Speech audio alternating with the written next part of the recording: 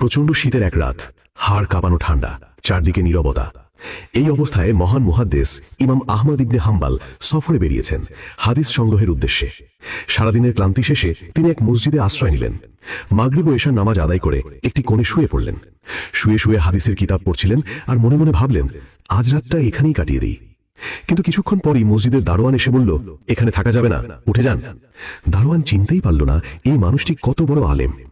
চুপচাপ নিজের কিতাব গুছিয়ে কাঁধে ব্যাগ তুলে নিয়ে তিনি বেরিয়ে গেলেন ঠান্ডা রাতের অন্ধকারে।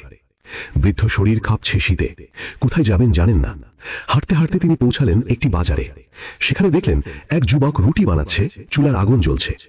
তিনি এগিয়ে গিয়ে বললেন, আসসালামু আলাইকুম, আমি সফরে আছি, কোথাও থাকার জায়গা নেই, এই শীতে যদি একটু আগুনের পাশে বসতে দাও। যুবক হাসি মুখে বলল, ওয়ালাইকুম আসসালাম, আহলান ওয়া সাহলান, আসুন বসুন, এতে আমার কোনো সমস্যা নেই।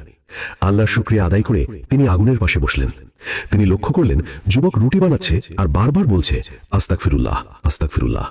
খামির বানায় আস্তাগফিরুল্লাহ, রুটি বানায় আস্তাগফিরুল্লাহ। বিরাম নেই, শুধু ইস্তিগফার। তিনি অবাক হয়ে জিজ্ঞেস করলেন, তুমি সবসময় এভাবে আস্তাগফিরুল্লাহ পড়ো কেন? যুবক বলল, এটাই আমার সবচেয়ে প্রিয় আমল। আমি সবসময় ইস্তেগফারের সাথে লেগে থাকি, আর এর বরকতে আল্লাহ আমাকে মুস্তাজাবুদ দাওয়া বানিয়ে দিয়েছেন। ইমাম আহমদ অবাক হয়ে বললেন, তুমি মুস্তাজাবুদ দাওয়া? তুমি যা দোয়া করো সব কবুল হয়? যুবক শান্তভাবে বলল, হ্যাঁ, আল্লাহ আমার সব দোয়া কবুল করেছেন, শুধু একটি দোয়া ছাড়া। কোন দোয়া? যুবক চোখ নামিয়ে বলল, আমি অনেকদিন ধরে আল্লাহর কাছে একটি দোয়া করছি, আমি যেন জীবনে একবার মহান আলেম ইমাম আহমদ ইবনে হাম্বলকে দেখতে পারি। এ কথা শুনে ইমাম আহমদের চোখ ভিজে গেল, কণ্ঠ কাঁপতে লাগলো। তিনি বললেন, হে যুবক, তোমার এই দোয়াটাও আজ কবুল হয়ে গেছে। যুবক অবাক, কিভাবে? তিনি বললেন, আমি সেই আহমদ ইবনে হাম্বল, আর আল্লাহ তোমার দোয়ার কারণে আমাকে তোমার কাছে নিয়ে এসেছেন।